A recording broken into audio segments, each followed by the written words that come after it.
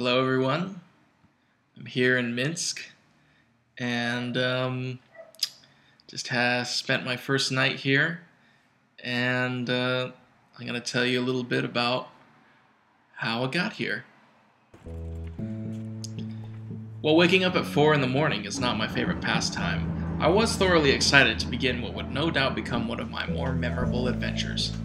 The flight to JFK, which I have taken many times, passed by faster than ever. After a few hours, we were ready to go.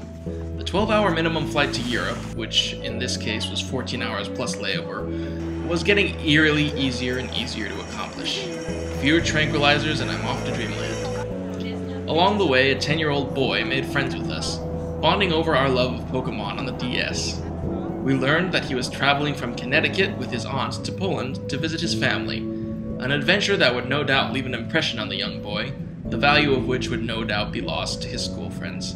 We landed at 9 a.m. in Chopin International Airport in Warsaw. You may know him as the man that sits atop your grandmother's piano, the one that isn't Beethoven. We waited for our contacts to pick us up, but in the meantime, we prepared for the worst. But Chris and Ola soon arrived to take us just past Warsaw to the suburb of Minsk.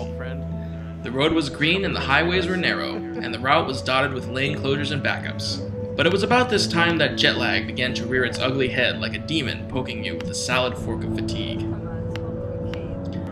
We made our way up to the apartment, and I was certain that this would make a fitting home.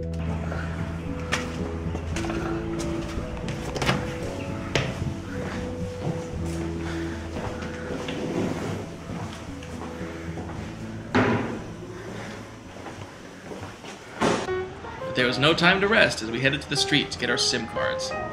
While we waited, Chris took us to a bakery around the corner, where all the food was covered in bees. I had myself a spinach pastry, and it was delicious despite the fact that hundreds of furry yellow and black friends had crawled all over it that very morning. With SIM cards in hand, we walked over to the local street market to pick up some produce. It looked delicious, fresh, farm-raised, and covered in bees. I noticed a particularly popular item were the sunflowers. God knows what you would do with them, but I was determined to buy one sometime during the trip. It was just about noon, which meant that it was quitting time for the vendors. We headed back up to the apartment to decide our course for the rest of the day. By this time, the gentle insults of jet lag had turned into full-on harassment, so we decided to take a nap. After a long slumber filled with hallucinations and nightmares involving bees, Ola's brother Conrad and his girlfriend and Rachel Bilson look-alike Anya arrived to take us to their parents' house in Bielgorod, which was a short drive away in the countryside. While I admire his studies of English, my description of Poland as cool apparently led him to believe that I thought the temperature was too frigid for the summer.